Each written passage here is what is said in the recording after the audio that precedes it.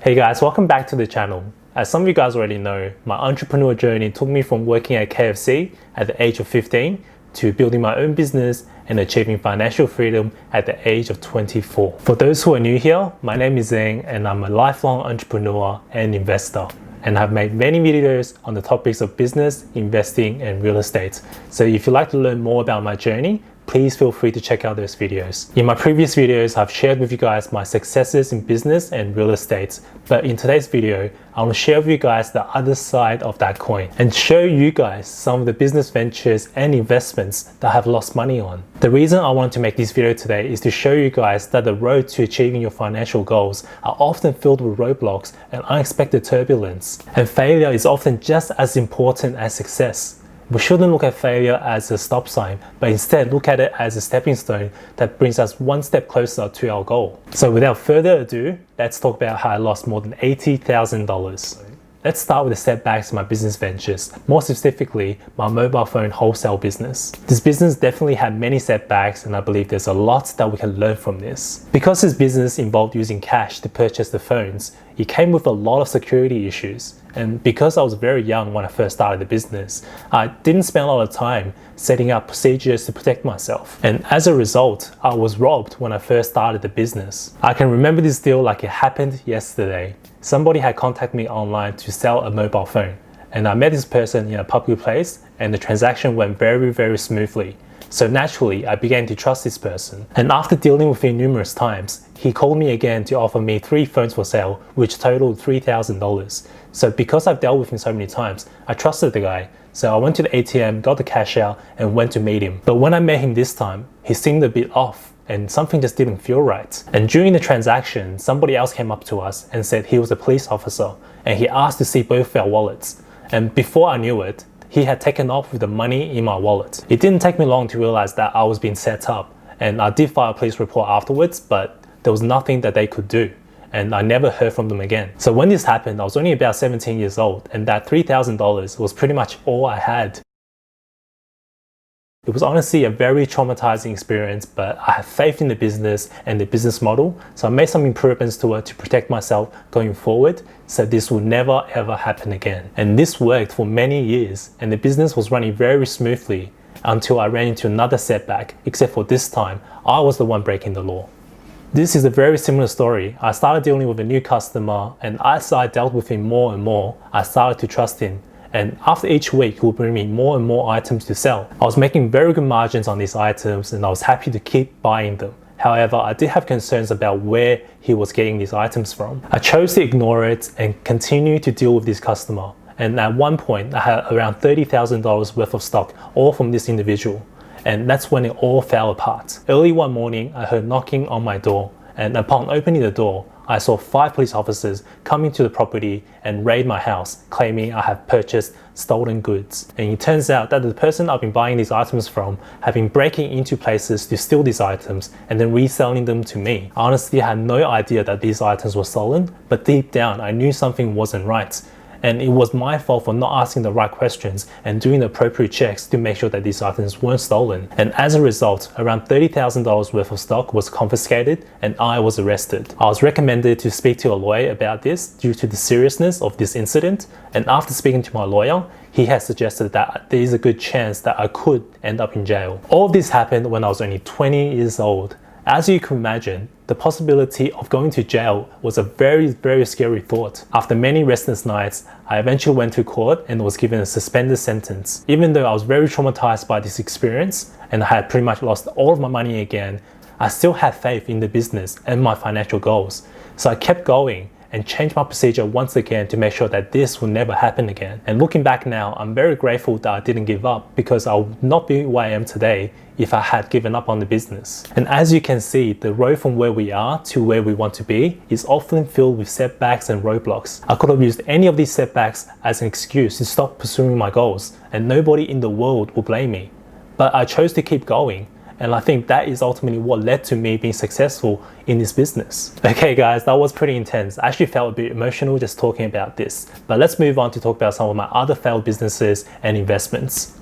The next one is very interesting, and that is sports betting. I know what you guys are thinking. You think that I'm just a degenerate gambler trying to justify my losses. Well, you're not entirely wrong, but this was actually something I came across from a few close friends of mine who were doing this professionally.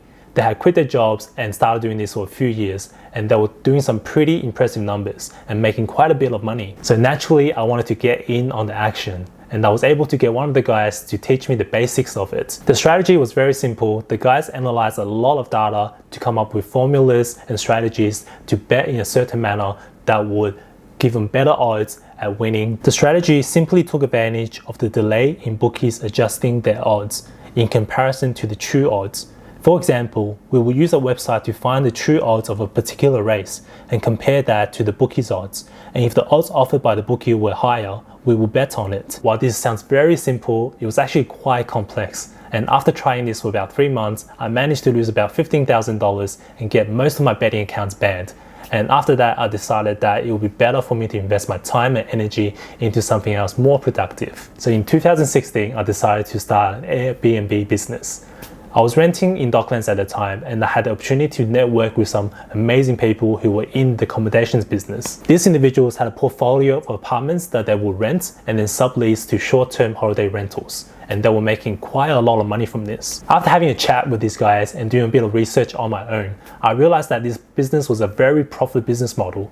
So me and a close friend of mine decided to partner up and start this business together. It wasn't until we started till we realized how much work was involved in this business. From managing bookings, cleaning the apartment, dealing with lost and stolen keys, and dealing with angry landlords. In fact, I can tell you that this was one of the hardest and most stressful businesses I have ever entered into. And we didn't realize how competitive this business was. To get enough bookings for the week, we had to drop our prices to a point where we were barely making any money at all. So after being confronted by the landlord about subleasing the property and realizing after 6 months that we were actually losing money, we decided to call it quits and give up on this business. We only lost $3,000 to $4,000, but this was very disappointing because we had put in so much time and energy into it. It was very disappointing, but it was still a great learning experience. We've talked about some of my failed businesses and side hustles. Now let's talk about some of my failed investments and start with my personal favorite, real estate. As a young and ambitious 21-year-old with no experience in real estate or investing,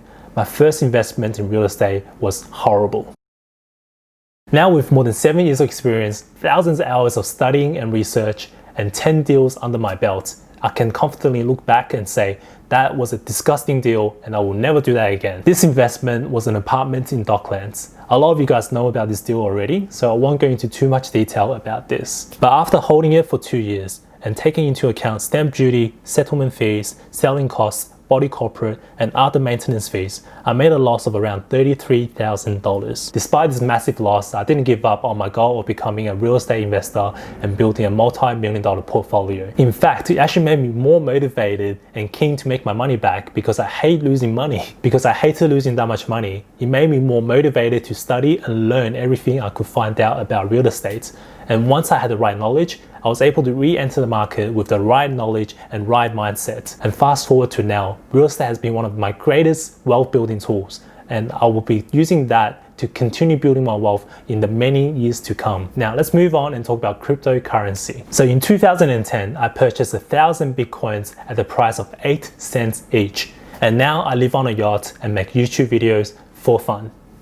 Just kidding. I jumped on the cryptocurrency train in 2017 like everyone else, right before the crash that saw Bitcoin drop from $16,000 to $4,000. This was another investment I made purely on hype without doing my research and due diligence. And as a result, I was punished for it. I couldn't stop myself from buying into the hype, but I was able to channel my inner responsible self to only put in enough money that I wouldn't mind it if I lost it, because I knew this was a highly speculative investment. In 2018, I saw my $10,000 investment turn into $2,500, a drop of 75%.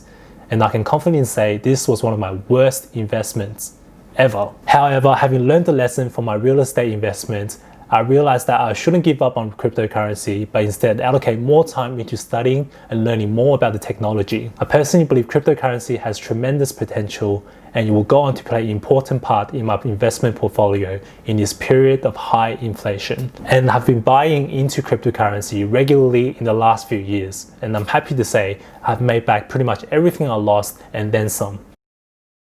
Alright guys, that brings us to the end of the video. I was very hesitant about making this video as some of this stuff is pretty personal and a bit embarrassing. But I really wanted to share this with you guys because I wanted to show you guys that nothing worth having comes easily. Too often I see people expect way too much for their efforts and then give up way too easily. I think a lot of people set very high goals for themselves, which is perfectly fine, but they underestimate how much work and dedication is needed to achieve these goals. Everybody wants to be rich and successful, but not many people are willing to do the work that is required to get there. I really hope you guys enjoyed the video. If you guys did, do me a huge favor, hit that like button, comment your thoughts below, and consider subscribing for more content just like this. Now, I'll see all of you guys in the next video.